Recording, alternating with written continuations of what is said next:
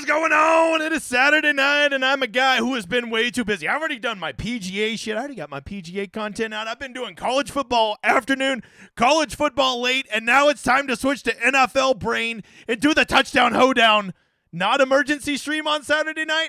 What's up, new guy? My name is James, better known as the Degenerate75, a DFS content creator who is here to help you get a little bit better at NFL DFS. I know a little secret that not a lot of people know. This shit be real tough. There is a reason we call it AKA kicking the nuts, okay? Because if you're playing GPPs, you're gonna lose a lot, but there's things you can do to lose slower and to be sustainable and eventually hit a big one. If that sounds interesting, I encourage you to hang around for about the next 30 to 45 minutes, depending on how long my big ass talks, okay? If you want to get your questions answered, just toss them over there in the chat. You ask more than two, I will boot your ass into next century. I can't be here all night. I got to go watch Texas lose, all right? Also, if you really like the cut of my jib, you check out that schedule. I do this show every Saturday night, 7 o'clock in the Lord's time zone. But I also do a preview show every Tuesday with Tambo. I do a Monday night and Thursday night football show live at noon. Be there for those. I also do golf and college football. If you're a sweaty tryhard and you're just now finding me, you don't even know what good content is yet, you motherfather. Let's get going. Oh, yeah, for every 50 likes we get, I will be giving away a ticket to build with me that we will toss in the Millionaire Maker tomorrow. And I'll split the profits with you 50-50. And a great mathematician once told me that $500,000 is $500,000. And I would love to PayPal that to you. I've only ever PayPal'd half of $25,000, but I would totally do $500,000, right? It's gonna lower my tax burden. It's a win-win for both of us, right? Let's get going. Contest selection. The first place we should always start. They actually have 2 Millie Makers up this week. Swear to God, didn't even realize they had this 44-44 till about 5 minutes ago, okay? And if you play in the Millionaire Maker, that's fine. It's your money. You do whatever you want. I'm not here to tell you any different. But if you're one of those people that put your 2 or 3 lineups in there and that's all you play in a given week, and then you turn around and you bitch, roar, roar, roar, roar, roar. I never win at DFS. Roar, roar, roar, roar, roar. This stuff's impossible. No, you're playing the lottery. When you go play the lottery in the state of Illinois or wherever you live, Slappy, do you get upset every time you don't win that? Because that's what you should be getting upset about when you don't win the $20 Millionaire Maker. There is 178,000 people in there. You are more likely to get struck in the nutsack by the lightning bolt tonight than you are to win that, okay? So just know, all right? You can play in it if you want, but don't bitch that you lose.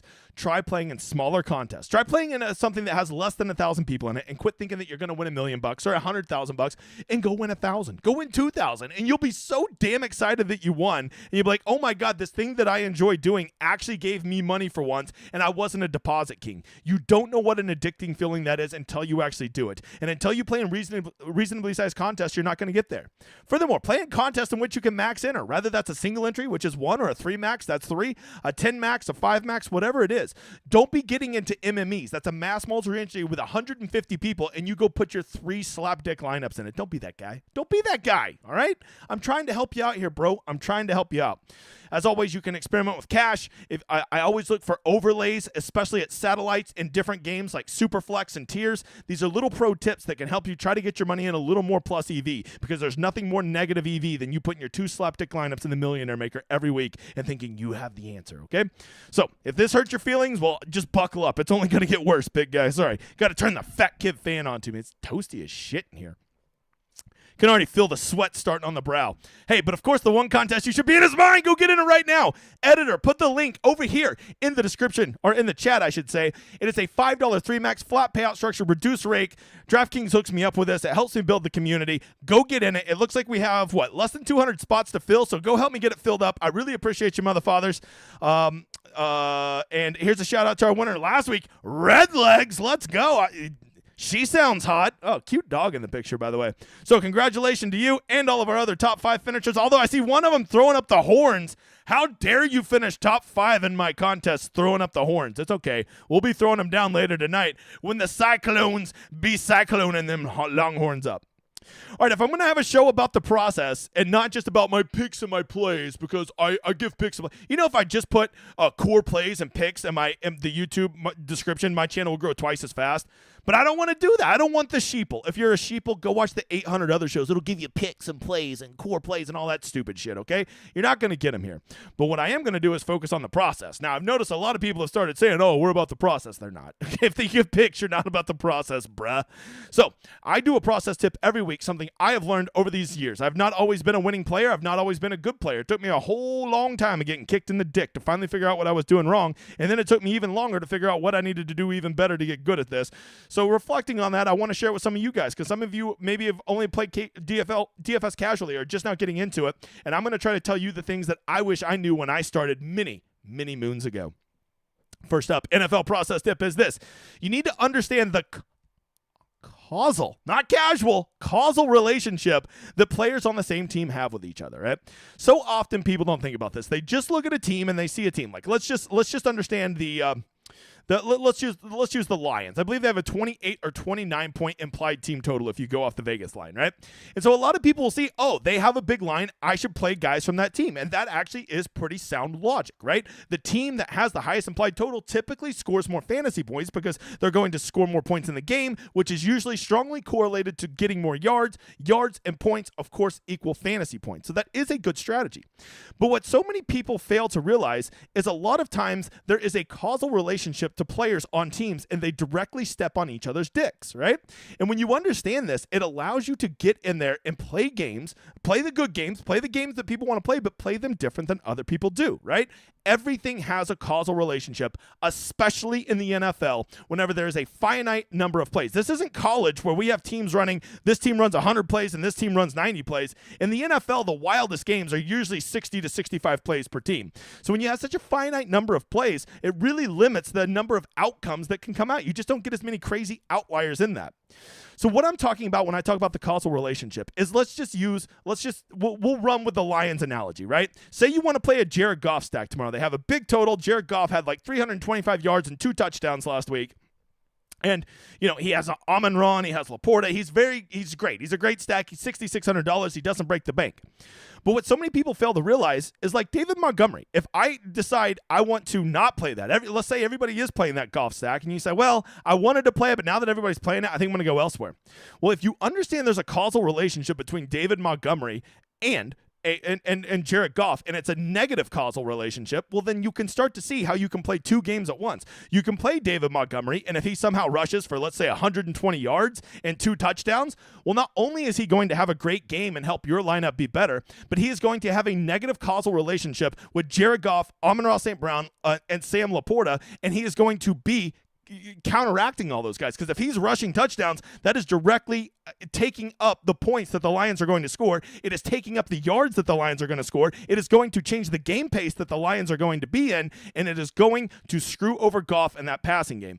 Understand this causal relationship that happens. The smartest play was 2 weeks ago, everybody, or was it 1 week ago? I don't remember. The week that Devin Singletary went for 30. Everybody wants to play CJ Stroud in the passing game, but who directly contradicts that passing game? It was Devin Singletary, and Devin Singletary had a very good game. And when Devin Singletary rushes for touchdowns and is rushing the ball and is eating the clock and is taking plays away from the offense and taking touchdowns away from the offense, that directly negatively correlates and has a causal relationship with the passing game of the Houston Texans. So if there's games that you think, oh man, this stack is going to be so popular, I'm scared to death of it, why don't you double down on it and say, not only am I going to fade that stack, I'm going to go in and play the direct opposite of it, right? I'm going to say that the Lions are not going to pass tomorrow. It's going to be all running, and I'm going to be there to not only grab those rushing points and those rushing touchdowns, I'm going to be there to drink the tears of Jared Goff stackers, okay? And this works for almost any team. If you think a Kyler Murray stack is going to get popular this week, go run James Conner. Yes, James Conner may catch some passes from Kyler Murray, but Kyler Murray's not getting any points by dump off passes to James Conner. Yes, he might accidentally catch one and run it in, but he's getting 6 points and Murray's only getting 4. So like there is actually he gets 7 points because he would have got the reception and the touchdown, right? So you got to understand that these things are have a very, very causal relationship. And when one does well, the other one usually does not. Once you understand that, you can double down and you can get double leverage, something we never get in the world of PGA, which I so much love, okay? That is your NFL process tip of the week. If you think, hey, this guy is a sweaty tryhard, oh, pal, you're right. You see right here, ownership, projections, everything you ever need comes from me. I do it for college football, PGA, NFL Showdown, everything, and I load them into this thing right here called the Solver. The Solver is the best optimizer out there. If you don't know what an optimizer is, it takes your player pool, the guys that you like, and it makes the best version of that player pool, right? I've won more GPPs this year than I've ever won in any other year of my career simply because I started using an optimizer. I knew what I was doing, but you know what an optimizer doesn't have? It doesn't have have biases. It doesn't have these bad habits that we as human beings have, and it will make the best version of your player pool and make lineups that you probably would not create on your own. This is why I swear by it. You need good projections. You need to have a good process. You really do. Those are things that you have to have. If you think signing up for the solver is going to magically make you a winner, then you don't understand what I'm telling you, bro, Cephas. Okay? So, I'm telling you, if you ever want to try one out, you're thinking, I can't afford that shit. You can get the solver. The solver that does all the work for you and my projections and my ownership, and you can get it for the NFL for just $34.99. That's all in, not $200, not $150, none of that price gouging bullshit. Everything all in one. Just make sure you use that little Hoedown symbol right there. It'll get you everything you need. Look at that. We're already up to 58 likes. Get me up to 100. I want to play a couple Millionaire Maker tickets this week, okay? First thing we need to check, new guy, the weather. Let's check it. Really the only two games that I see that are kind of concerning is, well, first of all, I'm not too worried about the thunderstorms in Houston because it's in a dome, Dickie. Same thing with the Rams, right? It's going to be 21 miles an hour. Oh, shit. It's in a dome. Calm down. But there are two games that I am watching the weather. It's going to be brisk up there in San Francisco. It is in the Bay, and it's going to be blowing some pretty stiff wind, right? But I don't think it's enough to scare you off. I get more worried about when the wind gets over 20 miles an hour, and I get more worried about precipitation, whether that is rain or snow. But the other game, the Bills, it's going to be a little windy. It's going to be a little cold. I think you got to take that into place because this Bills-Jets game already kind of feels like it's going to be a sloggy game. You factor in there could be some less than desirable weather. Maybe that's it. But overall, none of these games, weather is bad enough for me to completely say, well, I'm marking that game out. F that game. None of them are that bad, okay? So that is a quick rundown of the weather. The only two games that look like they have bad weather in domes. I'm not worried about that. I've heard the air conditioning is going to be nice. Is that what you heard? Guy in the back, is that what you heard? He's asleep. He's only up on Wednesdays. He only does golf. He's just not a big NFL guy. I'm sorry. This right here is called the Rosetta Stone. This is what I offer to my site. Yes, they get the fancy colored one that looks like this and has all the fun stats, but you get the I'm a poor YouTube version, and you're going to like it, pal. All right? So let's get to it. Let's run through these games. I'll get you caught up on all of the injuries and news that you need to know so you can start really getting those juices flowing and decide what the hell you are going to do when you are building your lineups tonight and or in the morning, okay? Preferably not on the shitter because guys who make lineups on the shitter statistically are bigger losers. That is a statistic. Dallas, Carolina. Look, normally a game like this would scare me. I was scared to play Dallas last week simply because I thought they would get ahead and they would let off of the gas, right? And I was right. They did get ahead, and I was wrong. They did not let off the gas, right?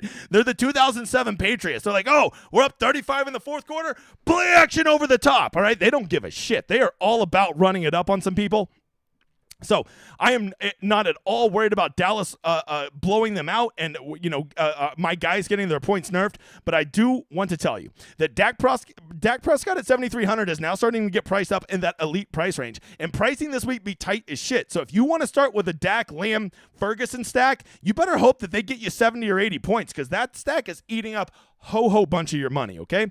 And I get it. After what they did last week, it could definitively get there. It definitively could, right? I think that they are probably going to score 28 points in this game, although I will warn you, they do seem to be a lot better at home than they are on the road.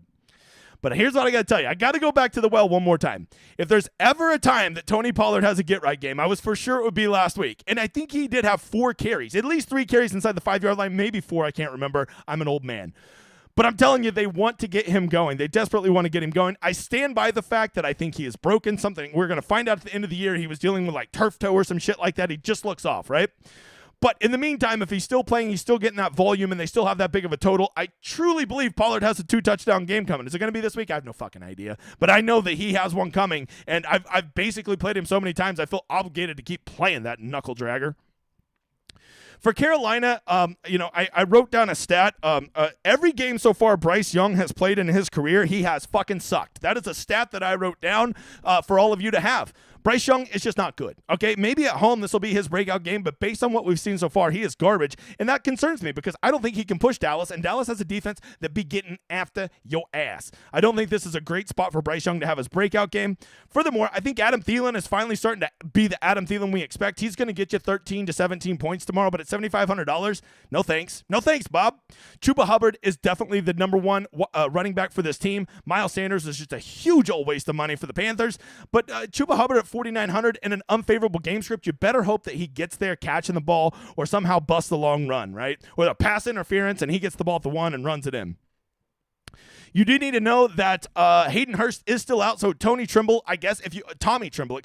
is a nice punt option if you need somebody at the tight end spot. But I got to tell you, I just don't love the Panthers, Bob. But Tremble has been decent, and at $2,500, one catch for 8 yards and a touchdown, you're basically already there, right? Getting over to Pittsburgh and the Browns, Kenny Pickett, he's not good. He's not good. He's really bad, and the worst part is because the Steelers keep winning games, it disguises how bad he is, right? He's not good. And because he is so bad, it basically makes stacking him not even an option. Deontay Johnson is good, and he can't even live up to his potential because Kenny Pickett is so bad. George Pickens seems like he's going to live the rest of his life in the doghouse, and Pat Freiermuth does appear as though he's going to be back this week, activated from IR, added a stone-cold 2,500, but I think I'd rather be late to the Pat Freiermuth party than trying to be early because you do got to remember who has to throw the guy the ball, and that's Kenny Pickett, and he sucks balls. Now, the running back situation is a bit more interesting. Jaylen Warren and Najee Harris have both looked really good. Yes, they're basically splitting the backfield 50-50. We're giving a slight edge to Jaylen Warren over Najee Harris. But if you want to play one of these guys and hope that they find a little positive touchdown variance and then maybe they get 2 touchdowns, maybe they get 4 catches, 40 yards, rush for another 70 or something like that, one of them could be part of a lineup. But for me, I typically like my running backs to lead the backfield and not be sharing it. For Cleveland, Deshaun Watson, I've been calling it for weeks. That motherfucker was broken both physically, emotionally, mentally, perhaps even financially. I haven't even seen what happened with the lawsuit, but he's out. He's gone. He done for the season, okay? DTR, the rookie out of UCLA, stepping in. I mean, honestly, he's kind of a standalone good play. At 4,500, he does enough with his legs and can run around and make crazy plays that he could actually be a dude, right? So, you can consider him. And problem is like his wide receivers. Am I trying to play 6,200 for Amari Cooper? I don't know about that, but maybe an Elijah Moore or something like that. But to me, the real play that you want to consider from Cleveland is Jerome Ford. If they get ahead and they're running the ball, Jerome Ford is still the lead back. I know Kareem Hunt gets an annoying amount of carries, but like Jerome Ford is basically Nick Chubb like discount, right? And so if we can get him at 5,200, we can somehow squeeze a touchdown or 2 out of him, get a couple catches, maybe 80 yards. I think that he can really be a part of it because I just don't think we're going to have like 300-point winning scores this week like we had last week, right? From there, sorry, I'm watching old Quinn Ewers just getting sacked like the slapdick he is. Probably my favorite game on the slate. I try not to tout, but as soon as I saw this game earlier in the week, I've warmed up to it. The line is closing.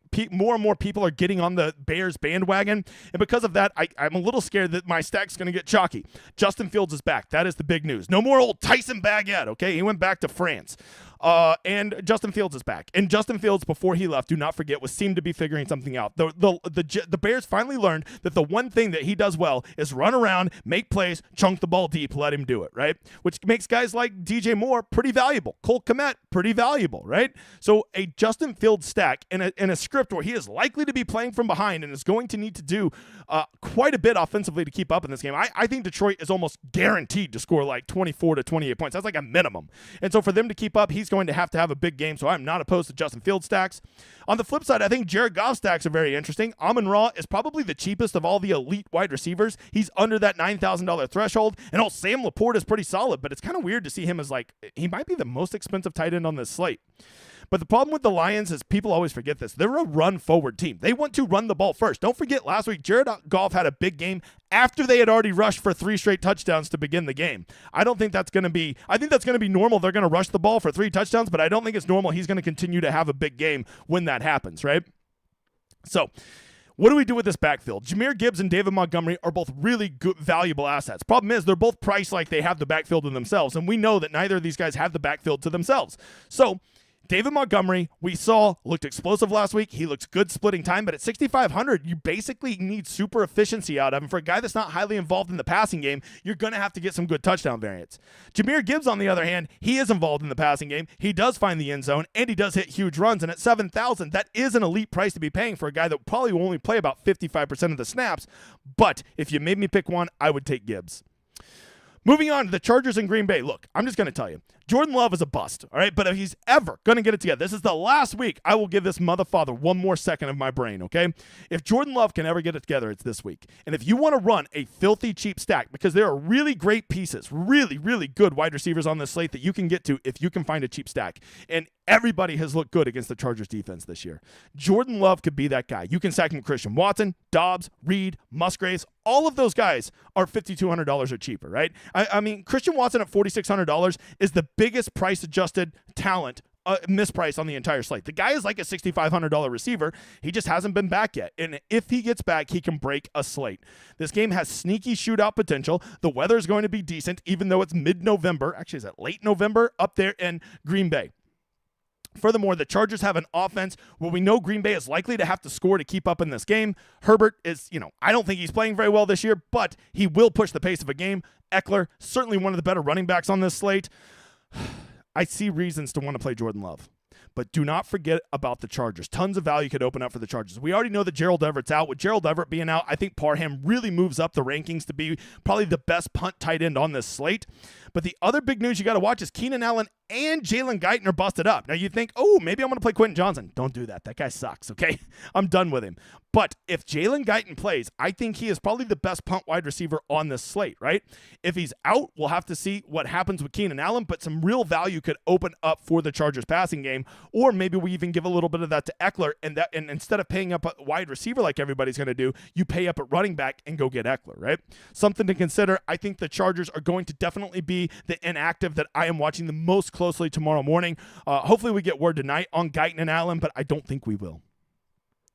The chalkiest game on the slate, without question, is Houston, Arizona. It has the Holy Trinity. It has fast offenses. It has a competitive total, and it's in a dome. And around here, we love dome. All right? So, Arizona and Houston, Kyler Murray looked real good last week. He did not look like a guy that had been off for 11 months. And it's not just that he looked good, it's that he makes everybody on that offense look good. Hollywood Brown is now a legitimate wide receiver again. Trey McBride is probably the best tight end on this slate, which feels so funny to say, right? James Conner is now a respectable, good running back again because people actually have to respect Kyler Murray keeping it on zone reads, right? They have to respect his passing ability. And the big news is it looks like Michael Wilson's going to be out, which sucks because he was one of my favorite plays. He was going to be my favorite punt wide receiver on the slate, but now it is almost certainly, I would say he's probably trending towards doubtful, and we know in the NFL, doubtful almost certainly means out. Who does that open up value for? Well, I don't think it affects Marquise Brown that much, Hollywood Brown much, but I do think that Rondell Moore gets the big bump here. Yes, Greg Dortch will be on the field a little bit more, but I think Rondell Moore at 3,300 is going to be that guy that you could really get in there. I would watch. I think he could become wildly popular as people already want to get access to this game, and we know people love a value, but if you can get him, if for whatever reason he stays at moderate ownership, man, he makes the creativity you can have with your lineup so much better. Moving over to Houston, Noah Brown does appear as though he's going to be out, but they have Woods back now. Nico Collins and Dell are back, so they got most of their wide receivers other than Noah Brown. They are finally getting priced up. Stroud has crossed that $7,000 barrier. Tank Dell's $5,900, and Collins is all the way up to $6,700.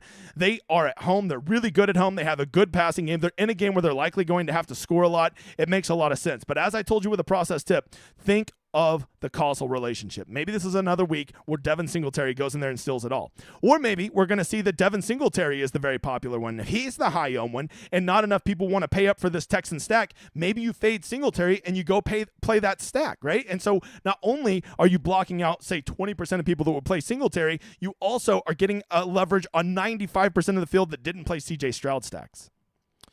Tennessee, Jacksonville, look, old Will Levis, I was a big fan of him. I thought he was good, but then people found the secret. You just put skinny jeans on him. He can't do anything. Also, just blitz him, and he sucks balls, all right? I will tell you this. If there's ever one last week, if I'm going to give Tony Pollard one last week, I got to give Derrick Henry one last week. How many times have we seen this where everybody writes off Derrick Henry? He's a Dunsky, and then he goes for 31 points, right? If there's ever one last time, right? One last time, Hamilton musical, this is the week for Derrick Henry.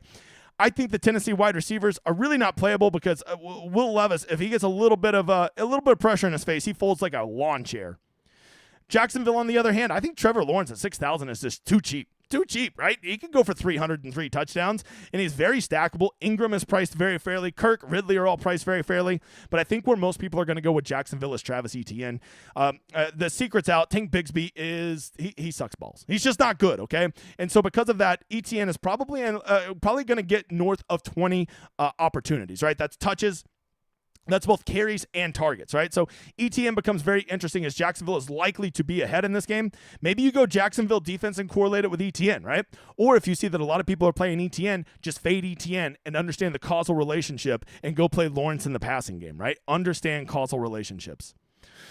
Next up, you have Raiders and Dolphins. Here's a rule. Ever since week 2, I learned this rule. I made myself a promise. You don't fade the Dolphins when they're at home. If you play no Dolphins tomorrow, let me go ahead and tell you the end of this story. Your ass going to lose. One of those motherfathers is going off. I wish I could tell you with certainty who it's going to be, but I can't. But I know one of them is. The big news is Devin Achane is back. Before he left, he was just the monument of efficiency. We thought Tony Pollard was wildly efficient last year. Devin Achane says, move over. All right, he's crazy efficient. I think he'll only get 12 to 15 touches, and at $6,600, he's going to have to be out of this world insanely efficient to pay that off. But I do think that he will be back enough to really nerf the value of Raheem Mostert. The real question is, can you play Tua? Well, you're thinking, well, they might blow him out. I'm afraid if they blow him out, Tua won't get enough points. Look, the Dolphins don't give a shit. They'll be up 35-3 in the fourth quarter, and they'll still be passing it on people, just like the Cowboys, right? So Tua, I think, could get there. I don't love that he offers no rushing upside, but if you don't think Tua can throw for 350 and 4 touchdowns tomorrow, you haven't watched the Dolphins play at home this year, Bob. The wide receivers is really what it comes down to. Is it a Tyreek week? Is it a Jalen Waddle week? You know, there's so many good wide receivers. It's hard to justify playing one over the other. But if you force me, you put my nutsack on the table and said, I'm going to kick you in the nuts if you don't pick one, I would say Tyreek Hill would be my favorite of all of the high-end receivers just because that guy is electric at home. The Raiders, on the other hand, they still got AOC at quarterback, and he's not great. He's not great, Bob, which sucks because I think Devontae is due for a monster game. I think Michael Mayer is due for a good game, but I just don't know that Aiden O'Connell is the guy that can get him the ball. But to me, at 6,800, the one guy that probably is the best play from the Raiders is Josh Jacobs. If you're afraid, oh, man, he might get in a bad script, there's no such thing as a bad script for Josh Jacobs, okay?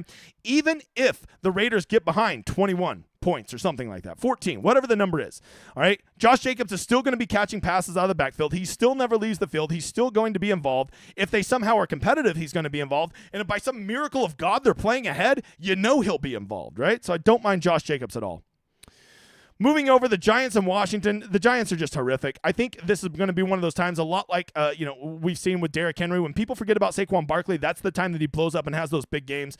Am I going to play Saquon this week? I don't know. I doubt it, but I'm warm to it. Him and Derrick Henry, I feel like I need just a sprinkle, just so I can say I did, right? But every time I do that and they don't get there, I'm like, why'd you try to get too cute, bro? Why you try to do this? Hey, new guy, go hit the like. We're almost to 100 over there. I see you, new guy.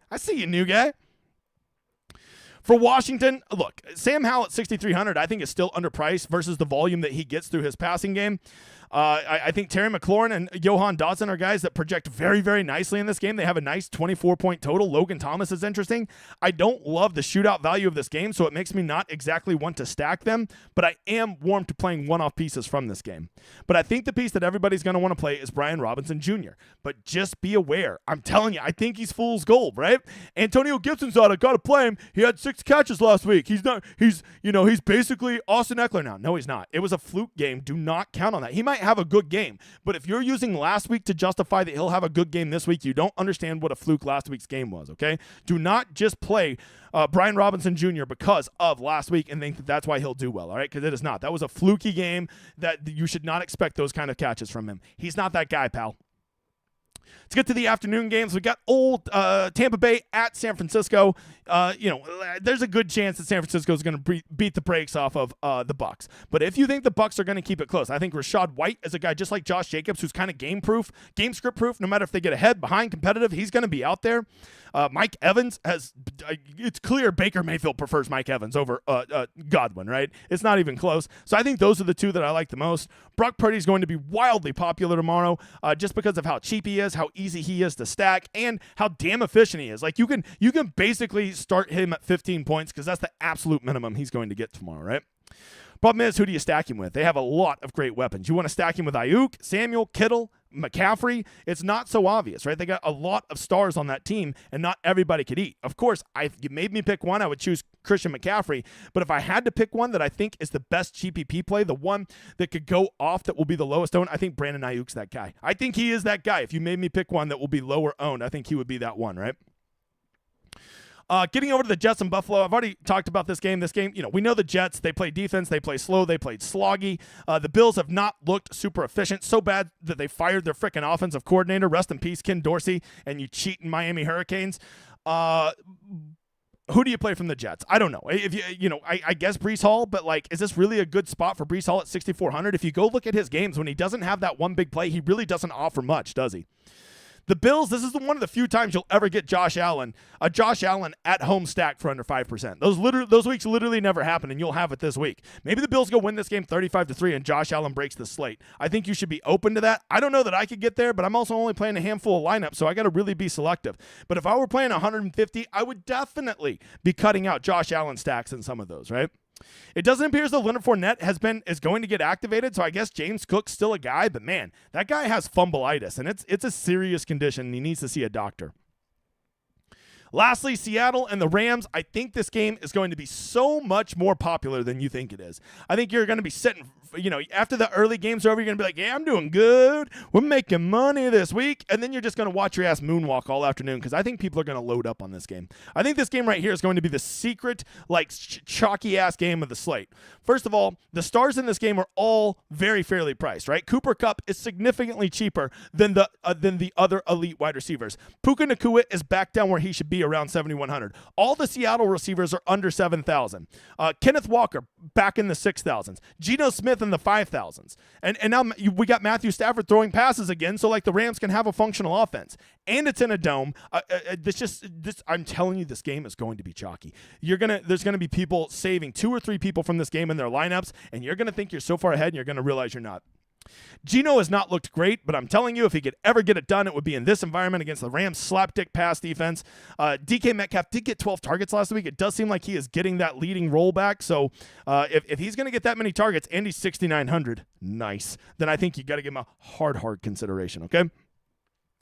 Going over to the Rams, to me, the big question is, what are we doing in this backfield? I'm pretty sure Darrell Henderson's going to lead it, but I don't know that he'll get enough volume or efficiency to ever pay it off, even if it's just $5,000. Where I really want to figure out what to do with the Rams and what I've been waffling on all week long is, do I go Kupp or Nacua? I think they're both good. I actually think Nacua is probably the better points per dollar guy, but I think that Kupp probably has a better chance to get 35, if that makes sense, right? And we need those guys who can break a slate in GPPs, all right? That is and we do need to watch Tyler Lockett's injury. I'm pretty sure he's going to be active, but if there's any chance, I think that opens up a ton of value for Jackson Smith and the Jigba, okay? Let's get to the drawing. Almost to 100 likes. I see 94. Get me up to 100 likes. Editor, make sure to drop that contest in the chat again. I'm going to do the drawing, but before I do, go check out my site, dgen75.com. People are still signing up in November, still signing up in December. Just know 2024 is going to be the year of dgen75. Get in there now. Lock down the cheap prices. Be a part of the best community out there. I'm telling you, it ain't a tout site. We're about the process. We're about helping you get better. We're about having fun, making DFS sustainable, and hopefully hitting a big one day. It is not a tout site, and you can do it all without being price gouged. Isn't that a concept? Look at all this. Am I good at DFS? Yes, I win a lot. You'll never see me up there because I don't want you to join my site because I win. I want you to join my site because all these motherfathers right here flying the flag. This is from 1 week. This is every week I put up a new one of these. Just look at all these guys just finding success, having fun with DFS, doing it the way that it should be done, building your own process, having the tools you need, and competing and finding a little bit of success at DFS, right? Not guaranteeing winners and all that stupid bullshit. Oh yeah, and I have the best tool in all of NFL DFS called the Rosetta Stone. I put one out for every showdown slate. It has everything you need from projections to optimals to snaps to targets to ownership, pricing, if they're a cash play, a GPP play, a high upside, everything you need. A lot of people are just starting to use it for prop bets, and they just go over here and look at our projections and see where Vegas is soft on certain lines. All right? If you've ever wanted to try out the site, but you're reluctant, just go sign up for my newsletters. In the description of this video, you sign up for the newsletter, you let support DGen75 know, and they'll hook you up with a free week, okay? It looks like our first one, Alexander Hamilton. Oh, it's Alan Hamilton. Damn it. We're going to say you're brothers with Alexander Hamilton, okay? Hey, new guy, hit the like. We're at 98. I want the editor to go ahead and do another one. Let me get a quick swig. Oh, that was good. That was good. That one smacked. That Perrier smacked. All right. All right. I guess. All right. I'm gonna start answering questions down here at the bottom while y'all get me to 100 likes. James.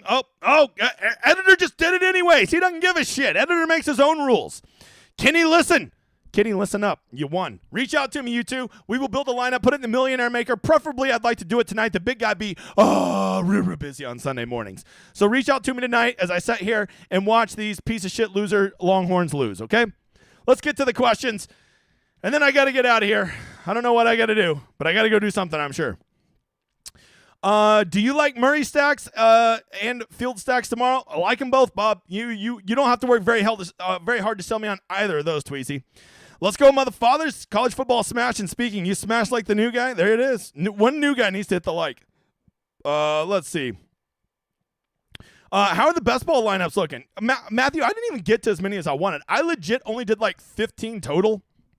And last time I looked, I think one was qualifying to advance and like two more were right there, but not great. A lot of the guys that I spent my first round equity on are just like Dunsky, right? They've been out. So it's just been really hard to avoid landmines. This year, more than any other year I've seen with best ball, it seems super, super luck sacky, right? You just had to avoid so many injuries up top that could really derail you. Who is your favorite sneaky stack that could probably make it to the top? A sneaky stack? Why not Aiden O'Connell? Why not? Why not? Give me some Aiden O'Connell, Devontae Adams, and Michael Mayer, even though it's no longer October. Are the Bengals done this year? Sadly, yes, they are. There's no chance that they're going to get there. I mean, they're really not even that good of a team, right? They got Joe Burrow, which makes them seem infinitely better than they really are, dude. What's the guy in the back doing? Sleeping. Unless it's Wednesday, he's usually asleep. I fed him like a day ago, and the blood sugar rises. He passes out for days at a time. Think the Riders will fry on the sidelines and since they play in a dome? I doubt it. I don't think it's going to be that hot in Miami, is it? What is the temperature going to be? 79. That's pretty toasty for November, but it's not like deal breaker toasty. Don't think I've ever seen it done. Is it possible to win with players only from early games? I mean, it is possible in theory, but you're right. It just never happens, right? I think that there's actually been data done that afternoon games score more points than early games, like fantasy points. It's a real thing. Like points per game, there are more points scored in afternoon games. It's not a huge difference, but it's about a 3 or 4% difference. And so people purposely build lineups where they'll leave a guy or two in every lineup for the afternoon, right? Is Tank Dell a trap? It's a trap. Look. Well, I think one of those Houston wide receivers is going to have a good game. Trying to tell you which one it's going to be, I don't know. If Tank Dell's going to be popular, I'd be very, very happy fading him. I have to look at ownership. Is Tyreek the best pay-up option tomorrow? I think so. Him or probably McCaffrey or Eckler, right? Everybody's just saying that you only pay up at wide receiver. Why not pay up at running back? Michael says, what are your thoughts on the game onslaught with either Arizona, Houston, or Chicago, Detroit? I like it. I like it. I do not think this week is going to be as high scoring as last week. So if you can find the one game that's really nutted and get 5 or 6 guys in that game, why not? Why not, right? Especially if you're playing in small fields, right? This is something Tambo's talked about. When you play in smaller fields, you're better doing an onslaught because of the strong correlation of that your lineup. You don't need everybody to hit, right? If you play 5 guys from a game and 4 of them do really good, you're still very likely to perform very well in that small field contest. Are the Steelers defense going to get some points on a rookie quarterback of the Browns? I could see that for sure. With Dowdle doubtful, is Pollard a no-brainer now? No, I think that you're just going to see some more of the other guys. I don't know who they're going to call up, Deuce Vaughn or whoever. I don't think that that's necessarily the case. Any love for Singletary this week or too many people chasing him from last week? It does feel like he's going to be probably in that 15 to 20% range, and I just don't trust Evan Singletary. Not at all.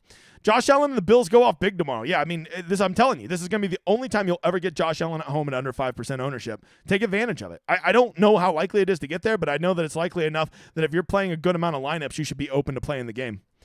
Does a full 10 a.m. build have enough juice? Yeah, I think you always want to have a guy or two saved for the afternoon, right? You just do. There's just plus there's really good afternoon games tomorrow, right? This game right here, people are going to have somebody in this game. And this game, I just tell you, points are going to be scored in this game. Have you tried the sim tool on the solver? I have not got to it yet. I want to, but you know me, Jay Steele. I'm a man. I get in my habits, right? Justin Fields for all the money. You said it, not me.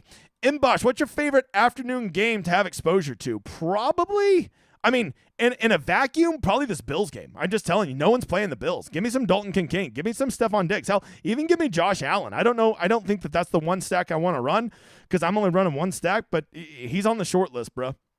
Filthy stacks for the win? Always, dude. Always, especially in bigger fields. Rob Sweet says, in smaller field contests, 200 or less, entries, how much stacking and correlation do you need? I think you actually want to have more. The smaller the field, the more correlation you want because you really only need a couple of those guys to perform well to really knock that out of the park, right? Joanne says, Tua with 2 wide receivers and no run back a way to go. Yeah, you can do that, but I actually really like the Raiders run backs. I like Adams, Jacoby Myers, and Jacobs. Any one of those is a really good run back because you do want the Raiders to get 14, 21 points, something to keep the Dolphins being, as aggressive as they're going to be in the first half. So I do, and I think the Raiders have a pretty concentrated offense, so I would want to run back. Hell, even if it's just old Michael Mayer. What's up, DJ? Justin Fields Sunday? You ain't got to sell me very hard on that, bruh. Matthew Merrick says, I feel like everybody is going Detroit since, yes, I agree. Those 2 games will be the most popular, Matthew. And I think San Francisco, Tampa Bay, if Tampa Bay can somehow find a way to push the pace of the game, I think that you're right. I think that is a game that you can get into. I will warn you, it is a very expensive game, so you better have some punts you like because you're going to be spending most of your salary on that game. Kenny says, I'm getting warm to the Trevor Lawrence, Kirk Ingram stacks. You say, I'm telling you, it's going to be low owned. Maybe, and I don't even think you have to run it back with a Titan, but if you're a real slime ball, run it back with Derrick Henry. Is Mostert donkey chalk? Not at all. With a Chan back? Not at all. 3 weeks in a row for Stroud? I mean, when he's at home, the guy's pretty fucking legit, and they pass the ball all over. They have a good passing scheme. He's a good passer, and he has good receivers. That's 3 really good things. Oh, yeah, and he's in a dome, and oh, yeah, and he's playing the Cardinals. Kind of checking all the boxes, aren't we, Bob? Let's see here. Okay. Bart says, what do you think about Josh Allen stack? No bring back. Hey, if I run a Bill stack, I am not running a Josh Allen, if I'm running a Bill stack, I'm not running a bring back. I think the Jets are fucking garbage. Who is the worst piece of donkey chalk? Ooh, I don't know. I'd have to go look at the ownership, which I don't have up on this. It's almost always a running back. Who you got in the F1 race tonight? I don't fucking know. I couldn't name you one F1 driver. Nope. There's that one guy. I can't think of his name, though. Cannot think of his name. Let's see. Josh Allen showing 3% ownership. Is the solver broken? No, he's just not going to be very owned, Bob. How do you narrow down a player pool when there's so many good choices, right? So first of all, I just go click all the guys I like, and then from there, I start looking at things like points projected. I start looking at things like ownership, and I really try to narrow it down from there. Does that make sense? Scared of a Chan or just like Nike? Nah, I think I want to wait a week. I think I want to be late to that party, Bob.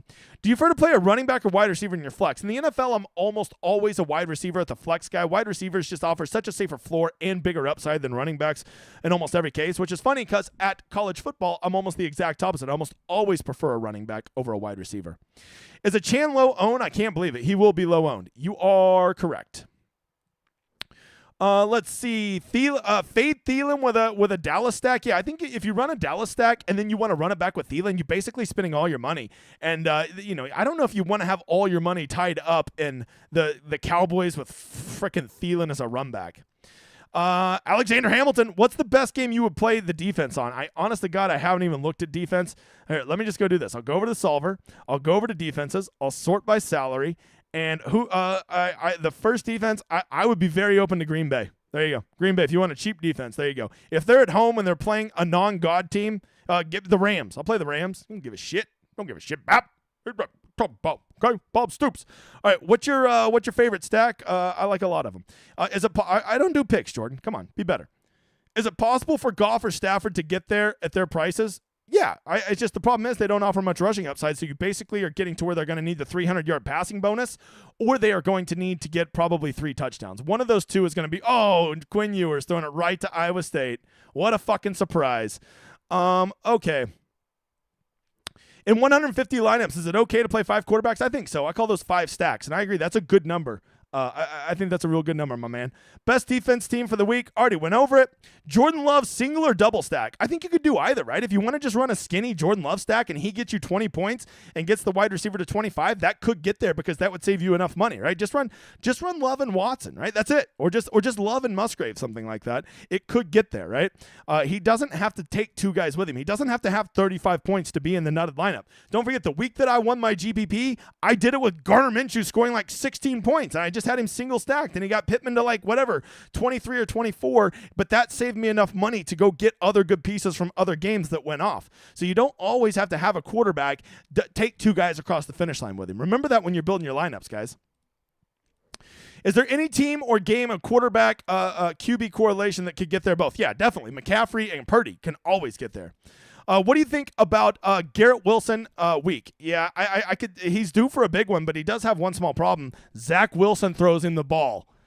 Would you be okay only playing 2 from Miami and fading Tua? Yes, but I would not have it be like Waddle and Hill or something like that. That makes no sense. I don't see any way both those guys get there, and Tua doesn't. Low naked Josh Allen, don't mind it. Don't mind it. Or just, how about just Josh Allen and Kincaid? Oh? How do you mix and match stacks with a QB you like? Yeah, so I let the solver do it. I kind of give it a player pool, set some rules, and say, get to building, bitch. That's basically how it works. Is it worth fully fading Rams versus Seattle? I mean, if you want to be ballsy, it is. If you want to be ballsy, it is. Let's see. The chat is jumping. All right, Epic Rodent says, in a single stack with 2 bringbacks, is that the new double stack? I don't mind that. Sometimes that's a good one. If a game shoots out, sometimes you want to have the quarterback, one of his pass catchers, and then run it back with a running back and a wide receiver from the other team, right? That can get there, especially if you love a game, right? If you really like a game, that's a way to build differently than everybody else is getting into it. I kind of like that. Will Fields get steamed? It kind of feels that way. Diggs a must play? I don't think he's a must play, but I think he's a really good play. I think Diggs is going to certainly be the lowest owned of all the elite wide receivers on the slate this week. Who is going to be the chalk running back this week? That's a good question. Let me hear. I'll just do this. I'll go to solver. We'll go to running back. We'll sort by ownership. Devin Singletary, and then I've got Brian Robinson second. So there you go. There's your chalkiest running backs. Glad I could help, Jeff. All right, think Mechie will start more reps over Bobby Trees? No, I think Bobby Trees is kind of like the coaches like him, right? Is this better than this is better than the Joe Rogan experience? I don't know if I agree with that, but thank you for saying it. And a small field entry builds. How do low-owned pivots do like to in a small field single entry? 1 to 2 pivots at most per line, right? Lineup. You don't got to get crazy with pivots. That's a common misconception, right? DJ Moore is popping in the projections. Yes, he is. Monday Dynamo in the house? Do you got? Oh shit! We didn't do. Editor, you didn't send me the fucking props. Editor didn't send me. Oh, look at that! The editor forgot to send the props. Everybody, look at that! Fire the editor! All right, hey, here's the props we like for the 160 of you that are still with me. Derrick Henry over 11.5 receiving yards. I think they're going to get him involved. I'm a buyer that Derrick Henry's got one last gasp in him. Sam Howell, I think this game is going to be a slogfest. We're taking the under on his 253.5 passing yards. I think they're going to get ahead, and they're going to play conservative. And lastly, George Pickens. Dude, that game is so sloggy, and I think George Pickens is like perpetually in the doghouse. Give me the under on his receiving yards. Those are our prop picks. Please direct all hateful messages at the editor. All right, sorry, Monday. I'm glad you said something. Do you guys? Oh, he actually said the prop bets. You funny, Monday. All right. Dolphins or Commanders. Defense too conservative. What's their price tag? I don't even know off the top of my head. Monday makes me laugh. All right. Let's see. The Commanders defense, 3,600. No, I mean, people aren't going to probably pay up. Actually, they are. I lied. They're going to be 36% owned. I'm not playing a chalky, expensive defense. We saw what happened with Dallas last week. Huge fucking waste of money. Can I get a ticket? You say that every week, Panic Seller. Be better. Let's see. Too many people out. Ooh. Julian in the house. Well, will the Houston rush defense mean more for more? What did you just ask me? Will the Texans rush defense mean more for more? Possibly, yeah, for Rondell. I was like, who the hell is more? All right, I get it. I'm late. Forgot this is the Lord's time zone. How dare you, JP? How dare you? We live in the Lord's time zone. How? Sure, if you want to.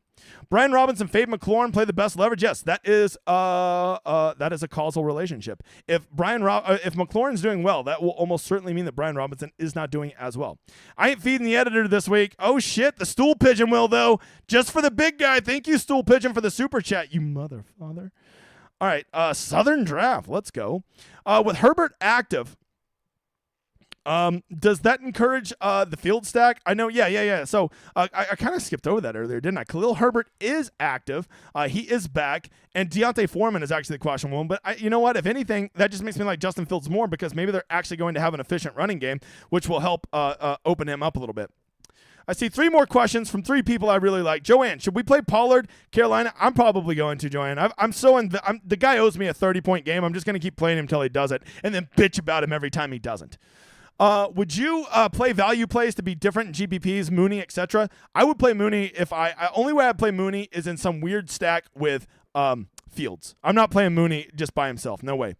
Do you mind a Stafford stack? Not at all. It's just Stafford has, he just doesn't put up big games anymore, but I guess maybe he could sneak a 300-yard game with 2 touchdowns or something like that, so I guess he could get there. Maybe you get lucky and his dumbass runs one in. I don't know.